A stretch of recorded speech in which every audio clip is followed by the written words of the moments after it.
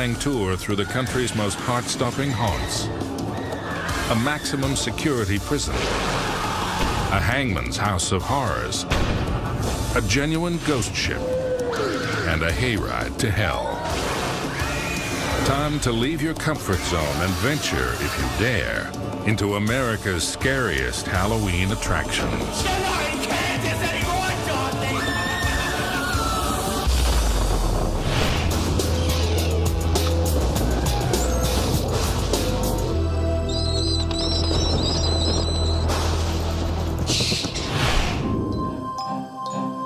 In the quest for Halloween haunts, there's no better place to begin than a historic house of horrors.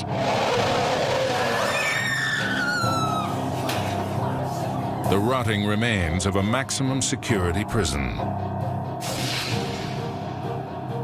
Opened in 1829, Eastern State was the first penitentiary designed to hold every inmate in solitary confinement, forcing them into reflection and repentance.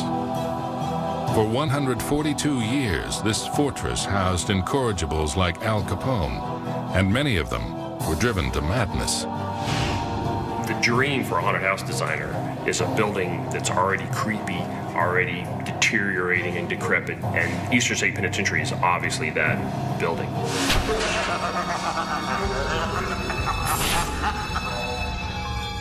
It's an incredibly creepy building when you go through it. The building was abandoned for 30 years, and so it was totally untouched. So when we first came in here, it's like a lost world. You know, you open the drawers in the furniture and there's still pens and papers inside. It's incredibly eerie.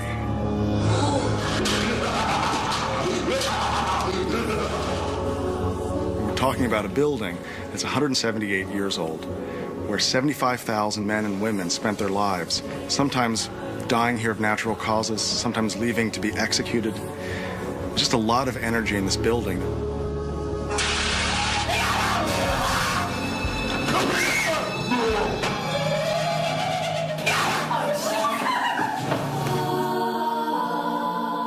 You know, people think Eastern State Penitentiary is haunted. So whether you believe in ghosts or not, you would have to agree that if they exist anywhere in the world, they would exist here. The building, after all, was designed to intimidate. That was its whole purpose. As the first few customers arrive, they don't have to wait long for the show to begin. At Eastern State Penitentiary, the terrors come looking for you. My job basically is to entertain the crowds while they're waiting to get into the haunt. The waits can be up to 2 hours. So if people want to be entertained while they're out there, normally they put their best actors outside in the front so they can entertain the crowd. People bug out here all the time. People freak out. It's so much more intense than they're expecting. Destination, your worst nightmare! I'm a librarian all day long, so I get to be a zombie at night. It's a completely opposite experience, and it's really fun. I like scaring people because no matter how many times you see someone get scared in the same exact way, it's exactly as funny every time. We're gonna go inside and get scared. I'm not going in. Unlike many houses of horror, Eastern State doesn't fall back exclusively on supernatural threats. Keep moving! Instead, it uses its natural environment to exploit the fear of something very real, a maximum security prison. We open the show with an attraction called Maximum Security, and it's a real cell block built of poured concrete, 1927, and it's just so incredibly intimidating to walk into this space, and you know it's a real prison. A lot of startling things happening. We kind of try to shell shock the visitors. You're not in Kansas anymore, Dorothy! A new touch added to Eastern State is the Night Watch, a walk through the prison at night with only a flashlight.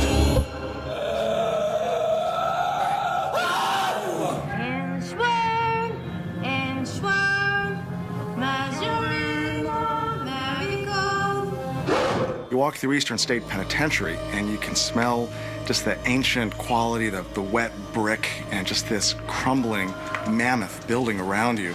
What we can do is capitalize on the environment. This incredibly creepy, dusty, ancient old building just sends people's senses spinning. But ultimately, it's the actors that visitors remember most.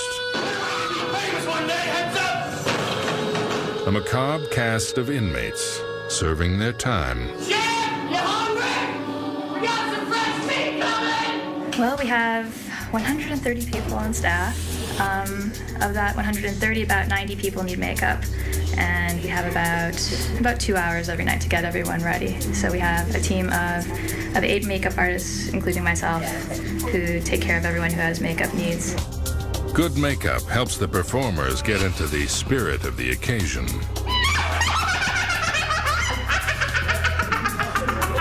Rubber masks are one way to go, while others prefer the natural way to look unnatural. At the moment, I'm getting gelatin and a crunchy breakfast treat plastered to my face. Cornflakes, Rice Krispies. I tend to be inspired by all the textures you find in the prison. There's a lot of crumbling walls and rust and peeling paint. I'm trying to kind of take a little bit of that and put it on his face, basically. They kind of mold to my natural facial features, and I can make all sorts of snarls, nasty faces, and the makeup just goes along with it.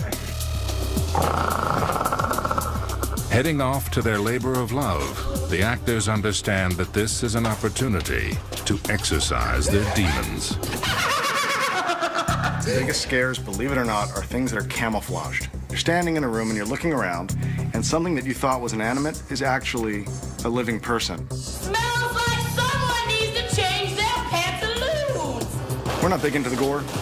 We go more for startle and for suspense. And there's actually a symbiotic relationship between the person that's scaring people and the people that are getting scared. The actor gets an adrenaline rush as well, so there's a symbiotic relationship between the two of them. The timing of scaring someone is a lot like the timing of a joke.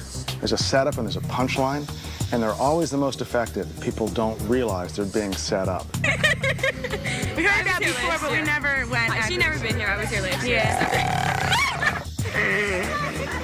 Our hardcore actors go for the big dudes, they go for the frat boy.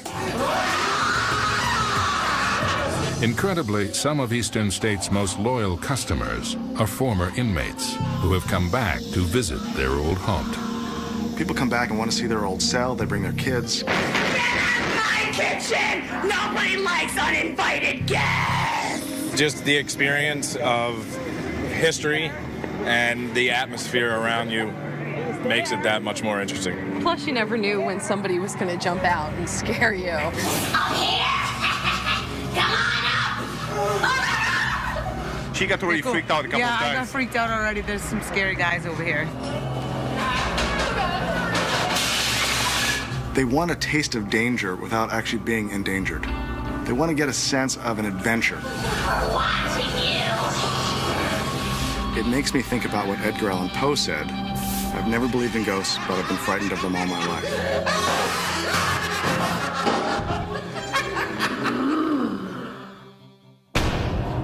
When we return, it's all over but the shouting at the haunted Verdun Manor House.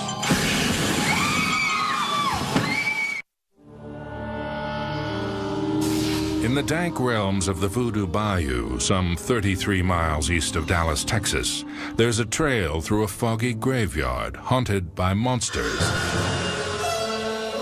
and infested with images of death.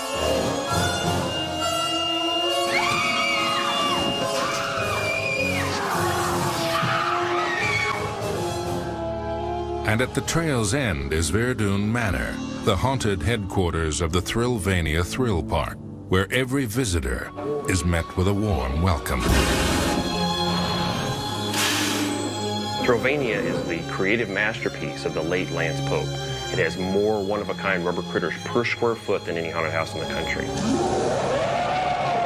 The manor was conceived by former Disney Imagineers. Verdun Manor boasts 8,000 square feet of shocks and gore, ghastly gizmos and images of torment that would have Uncle Walt turning in his grave. The thing that people, when they walk through Verdun, is there's so much stuff to see that you'll never see the same thing every trip. Just as important as the effects is the story behind them. A house cannot be haunted unless it has a history. And according to legend, Verdun Manor was the home of a werewolf, Baron Michael Verdun, and his vampire wife, Lady Cassandra. Together, they conducted cruel experiments, crossbreeding humans with animals, and they released them to stalk the countryside and prey upon the unsuspecting. Thrillvania has a style of very tight corners, very tight corridors, a lot of set dressing. It's a beautifully detailed haunt. When you jump out of a plane or bungee jump, you know what's going to happen. This is a different thing. People wonder what's going to happen.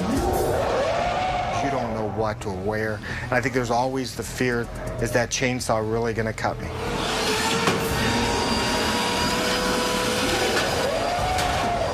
Thrillvania employs both animatronic monsters and live actors. Part of the thrill is not knowing which are real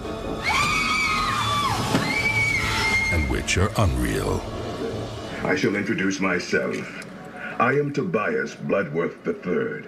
Most of Thrillvania's animatronics are found in Granny Lupus's Seance Theater. After all these years, I've still got a bone to pick with Vincent Crothers. The Granny Lupus one is an all-robotic show, and it's Granny Lupus is doing a seance to bring back Vincent Crothers. This is Vincent Crothers, the manor's unfortunate caretaker, who was relatively easy to raise from the dead. This is a simple effect. You'll have a motion sensor that will pick you up. These globes will light up. His heart's pumping nasty, gooey, bloody guts. Granny herself is a lot more complicated, requiring specialized software to control her many moving parts. Right arm down, right arm out. Lean forward, lean right, lean left, head forward, head back, eyes left, eyes right. Give me a body from the netherworld. Well, looky here. Y'all's gushing up for dinner. I will be your guide, being as Granny has forced herself into a drunken stupor with her tonic. With Granny casting the spells, it all adds up to mechanical mayhem.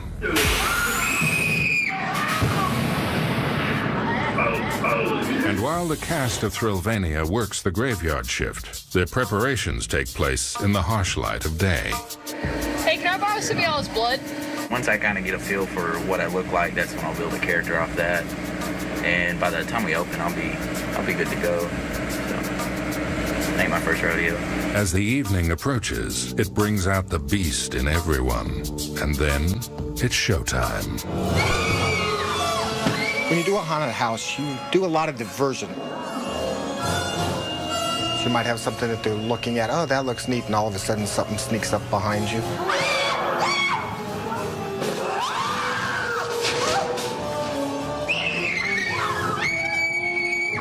You're just playing with people's minds and imaginations.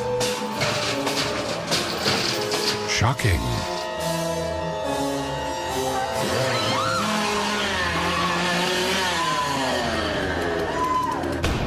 But how does it compare with America's most harrowing hayride?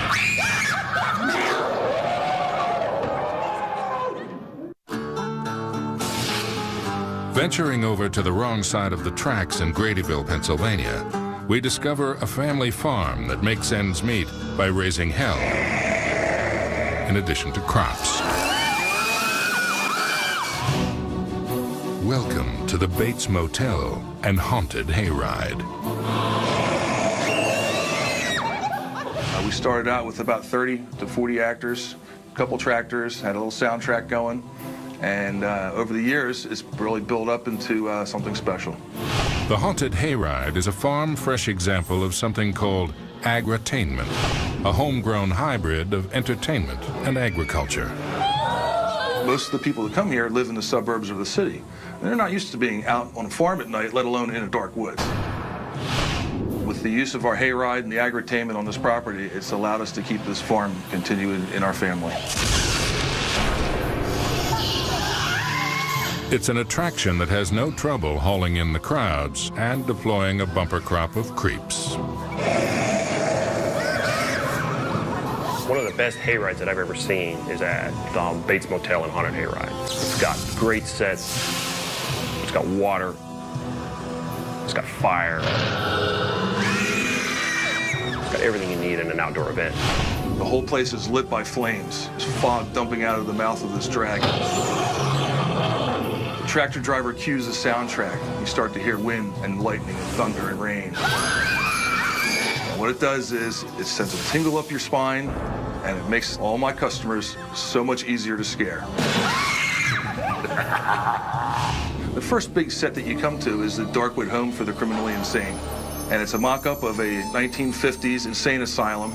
And the premise is that the guard's been killed, the doctors have been murdered, and the inmates are running wild. One of the next scenes on the hayride is the Restless Souls Cemetery. And this year we've set up a complete funeral scene. So we built a full-scale mock-up of a New England-style church. As you go in, you see the funeral procession there, and the one thing you'll notice is that coffin and pallbearers are all floating about 4 feet off the ground. A sliding 22-foot steel beam runs from the coffin through the back wall to a 100-pound counterweight. Another automated scene is the sawmill. The saw blade starts to move up and down, and then you actually see a live actor get cut in half. Everything's digitally controlled. We plug everything into my laptop, and once the tractor sets off the trip, the entire scene is automated. When we build our sets, we like to build everything bigger than life. This allows us to actually really get into the minds of these people. One of the last big sets that we have on the hayride is we have a mine shaft followed by a 200-foot-long cave. The cave is about a 10-foot ceiling, it's 15 feet wide and 200 feet long. And it's filled with all different types of animatronics, lighting, actors, and some pretty cool detail. Initially, we were kind of spread out in the hayride, and as we progressed on the ride, everybody was like almost on top of each other. It was like, it was a bonding effect. It was definitely a bonding moment. I like to classify our place as a high startle, high action haunted attraction.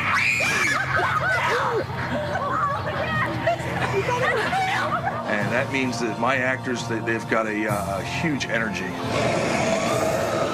Our theory is that if you've got a wagon load full of people and 2 or 3 of those people on the wagon get scared,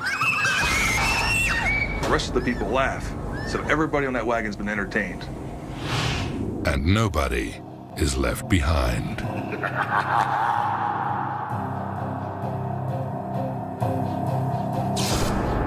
When we return, a terrifying attraction that keeps you in the loop.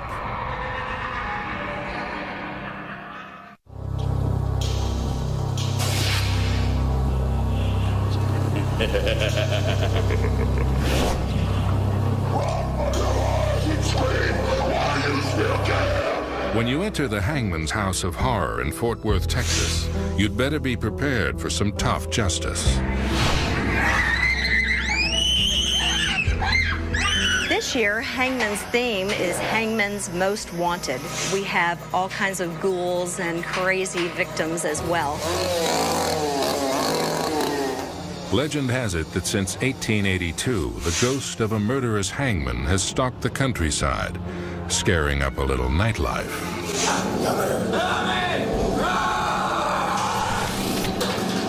Those who dare to enter the hangman's house find themselves in a lineup, accused of unspeakable crimes. Your pagers, your cell phones, your hats, and your jewelry. Protesting your innocence is futile.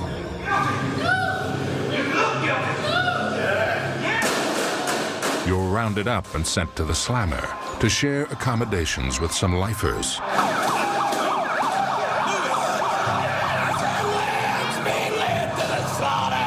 Or are they afterlifers? It's all improvisational acting. And it also means that we can scare up or scare down depending on the patron.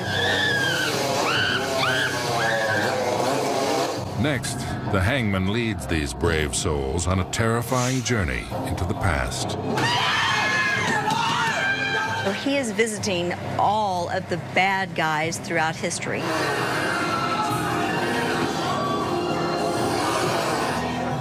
These undead denizens of an ancient Egyptian tomb may be wrapped a little too tight, but it's their victims who become unraveled.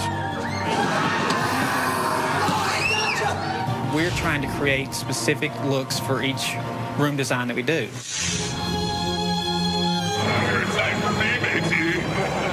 Landlubbers will be at the mercy of the marauding pirates in Blackbeard's lair, a real swinger's haunt. We've got the pirates that swing from the rafters up above the patron's head, so there's a lot of action in that room. The legend of the hangman dates back to the 19th century. Fort Worth's first official executioner was Hezekiah Jones. Well, he was a hangman and unfortunately got a little too enthusiastic about his job. Hezekiah hanged 124 victims before the townspeople decided to throw a necktie party of their own. And they strung up Hezekiah in his own notorious noose. The next morning when they went out, they found the rope just dangling. His body was nowhere to be found. When the hangman reaches the end of his rope, he heads over to the fun house. I'm holding. Oh, gosh! Here, it's live actors as much as high-tech effects that create an obstacle course of terrors. You might get snared in the spider's web, or lose your sanity in the psychedelic tunnel. Hangman's also has the largest spinning tunnel I've ever seen. It's 50 foot long, and it really is disorienting.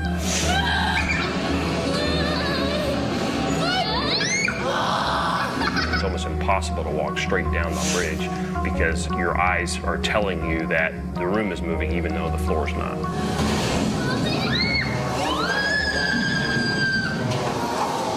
Meanwhile, it's back to square one in this 3D checkerboard chamber of horrors. The favorite at Hangman's is our disorientation room, and the costumes match the walls and the floor. So you can't see the actors in there. They're in your face in a heartbeat. The Hangman's House is a charity attraction, and volunteers come from all walks of life. By day, I'm a vice president at Weatherford National Bank in the IT department, working on computer systems. By night, I'm a sea hag. It's all about character, and these actors know it's their night to howl. On the count of 3, let me hear those wolf howls. 1, 2,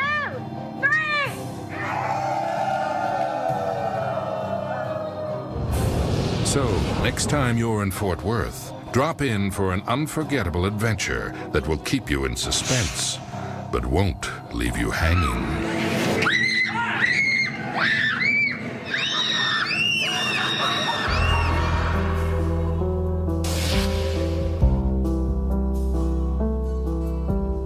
Halloween is a time for tricks and treats. Something for the kids to remember, even if it's years later in therapy. At Philadelphia's Fright Factory, consumers line up for some industrial-strength screams. It's just like an adrenaline rush that you don't get from anything else.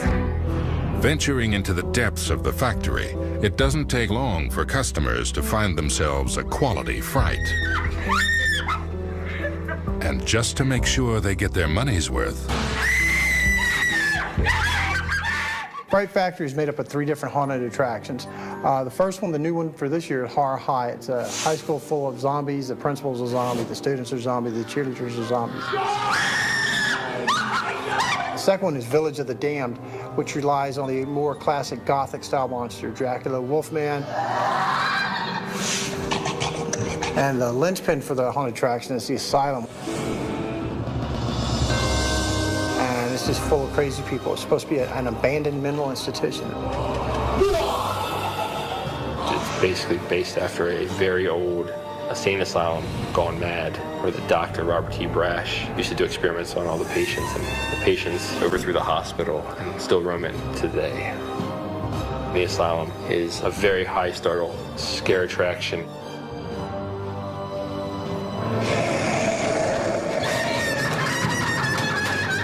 It's 10,000 square feet of nothing but just monsters in your face, and you just want to get out. What sets it apart from the other haunted houses, I feel, is we're very actor-driven. We demand a lot of emotion, a lot of energy, a lot of power out of our actors. We actually, the crazier, the better. We concentrate on startles. We do use gore. Almost all of us are fans of horror movies. But we don't want to gross anybody out. We want to scare them. I think when you come into scaring, startle and gore work together very well. You need your gore to lure people away from the opposing startle that's about to happen. You really can't have one without the other. That's what makes a good haunted house. To try to scare people, you have to invade their personal space. Make them think they're actually in peril.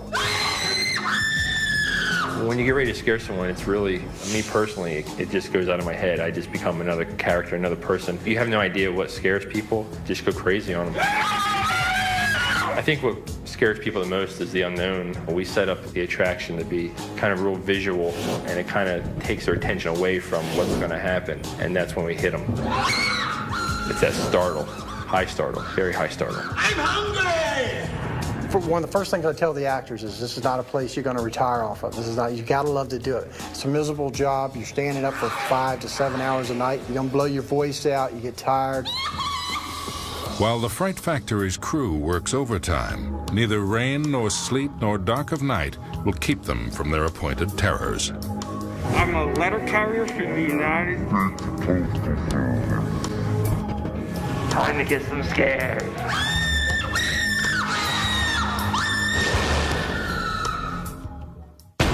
When we return, we go from manufactured mayhem to horror on the high seas.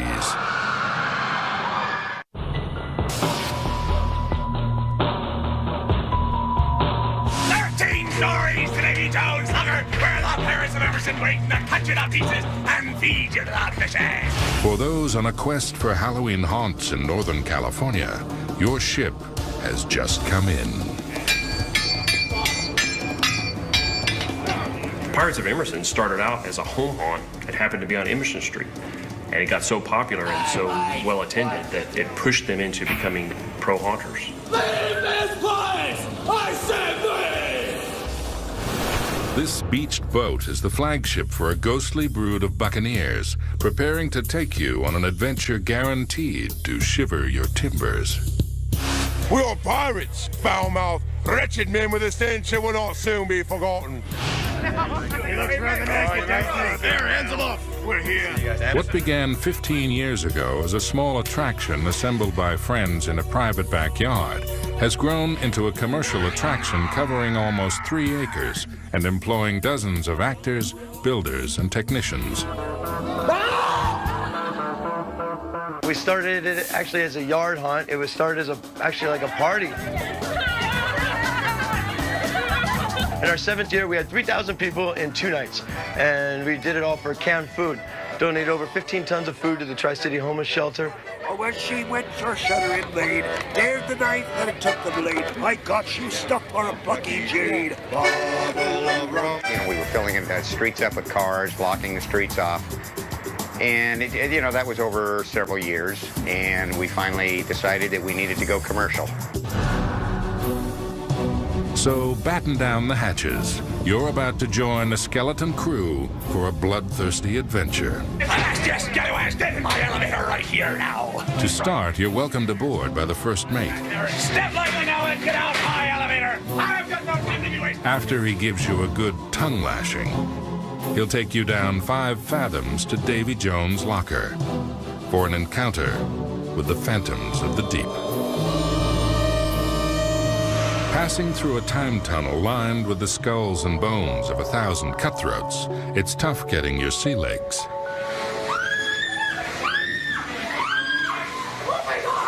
But if you make it through, you find yourself transported back to the days of gangplanks and Jolly Rogers. Turn back now! A maze weaves its way through a haunted lagoon where you become lost in a dark realm of ghosts and swamp monsters. But there's no turning back. In a saloon on the far side of the lagoon, thirsty swashbucklers belly up to the bar to name their poison.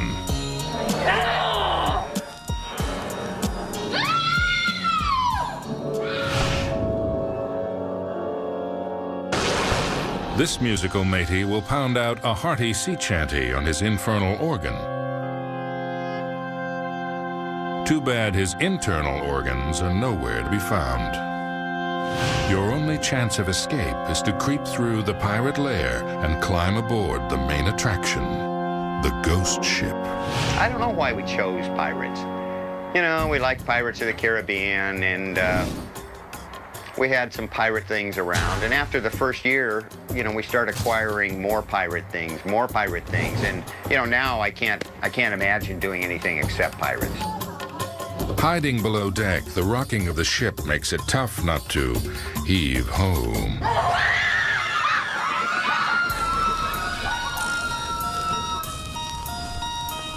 A portrait gallery of scallywags and assorted ghouls keeps watch over the dark dealings on board. Though some of the crew may have signed on for one hitch too many. Step on the toes of the wrong freebooter, and you'll find yourself clapped in irons and thrown into the brig. These tricks of terror are carefully worked out by a family of horror fans. I kind of sit down with a piece of graph paper after I've worked in all the booze and the scares, and my dad will work in the exits and all the emergency proceedings. You know, and then my mom and I will sit down and go through all the interior designs of it. We don't use any blood and guts in there at all. We do it all, and we're scary without it. We don't need all that stuff. Instead of gross-out effects, the Pirates of Emerson relies on the element of surprise. We've got you now! We do a number of ice startles, is where we have things like drop windows. It's out to me, Rose! Things that make an immediate impact. We don't have you walking by our scares or around our scares. You're walking through our scares. We set the atmosphere, but the scariest scares come from the people.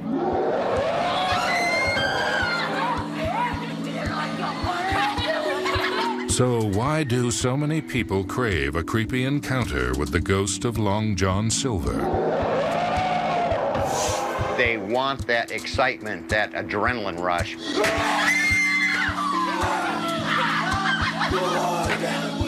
We scare them, we terrorize them, but they know they're going to walk home. I love scaring the crap out of people. I don't know why. Knowing that you're going to make that little kid sleep in their mommy's bed for the next 3 nights, you know, it's like, yeah, it's all good for me, Levy.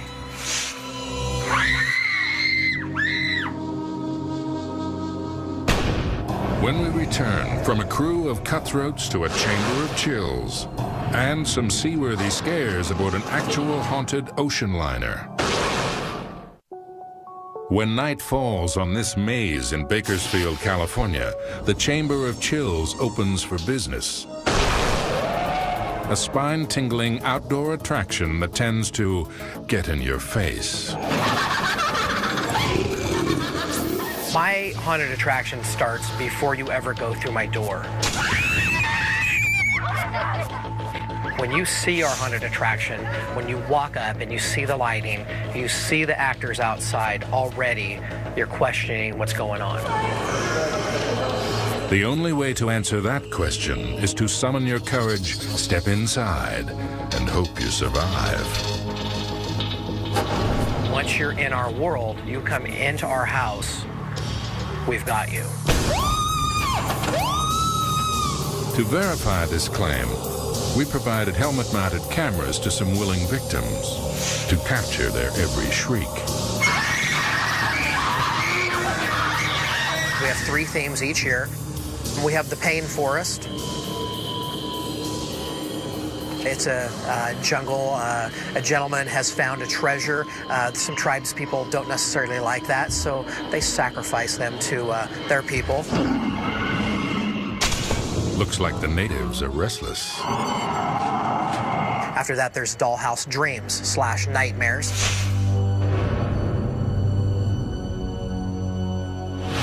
It's some dolls that have caught some humans and made a few puppets out of.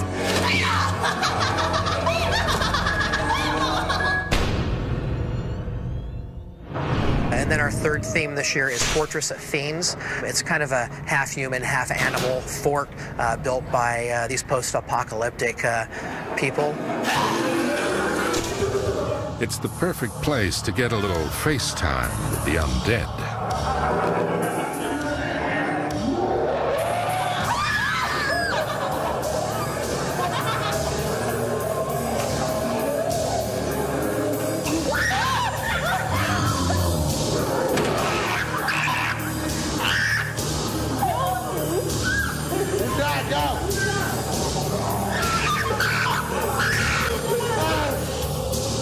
These victims have survived their adventure intact, more or less. My throat hurt bad. You was the one that was chasing me, huh? Get away from me! Oh my God. You can be scared too much.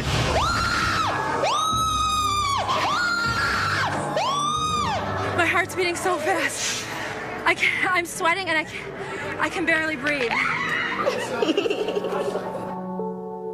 We've had people where they have passed out, woken up, and there's that same monster, and they pass out again. And maybe that's the real attraction, facing your nightmares and testing your nerve. The screams don't lie. Creating scare attractions may seem like fun and games, but there's a lot more to it than meets the eye. Preparing for a night of frights is a major undertaking, and in Long Beach, California, top-notch makeup artists haul out the heavy artillery for a war on your nerves. Aboard the retired luxury liner, the Queen Mary.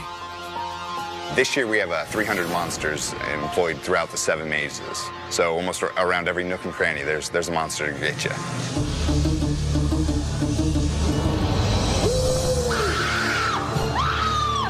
This is it's our biggest event of the year, and so we really try to put as much energy as we can into it. I don't think that there can be a better set built than the actual hull of the Queen Mary herself. You don't really have to try to frighten people. You just bring them down into the bottom of the ship. According to the lore, the Queen Mary is more than a Halloween fright fest. The great ocean liner is said to have on board a complement of genuine ghosts.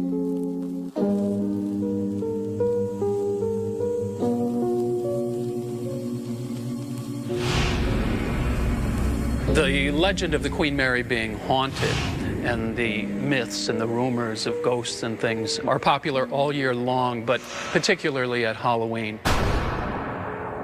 Launched in 1934, the great steamship has a history steeped in drama and death. She traveled more than 3 million miles during her sea life. She hauled over 2 million passengers, 800,000 of which were soldiers during World War II. That's a lot of human energy, and that's a lot of emotion that has passed through the hull of this ship. And I believe that it leaves residual energy in here, which is why people get very emotional when they come here.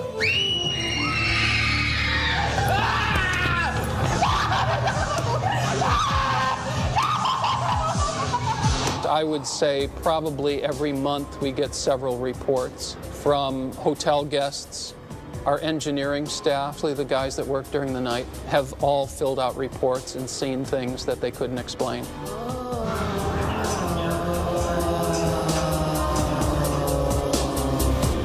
Among the 49 deaths associated with the ship is that of a young girl who broke her neck sliding down the banister. Her ghost now haunts the pool area, and psychics claim to have heard her cries. The moment you walk through the shipwreck gates, you feel it. You feel that there's a bit of a vibe going on. I walk down these hallways every day, and I still get a little chill up my spine every once in a while. Yet another tale is about a cook whose food was so hated by the troops, he was stuffed into the oven and cooked alive. We definitely take full advantage of the fact that Queen Mary's haunted and use that as an angle to terrify people.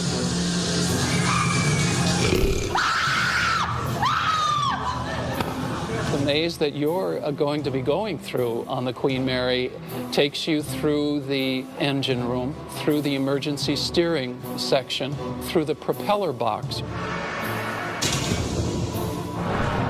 We've got monsters that'll scare your pants off. You know, other places they go a little bit more family route. We want to terrify you. So that's what we're all about here during shipwreck. We want to scare the living daylights out of you, and I think we do a pretty good job at it too.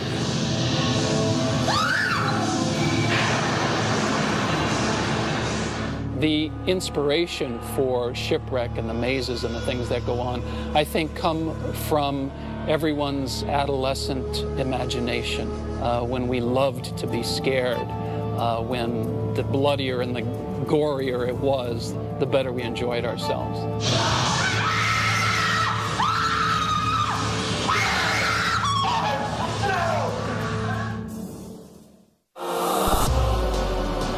You know you love it. The horror of it all. Every Halloween, over 3,000 haunted attractions promise to give you the creeps, the willies, or the heebie-jeebies. But only America's scariest Halloween attractions are guaranteed to turn a grave situation into a total scream.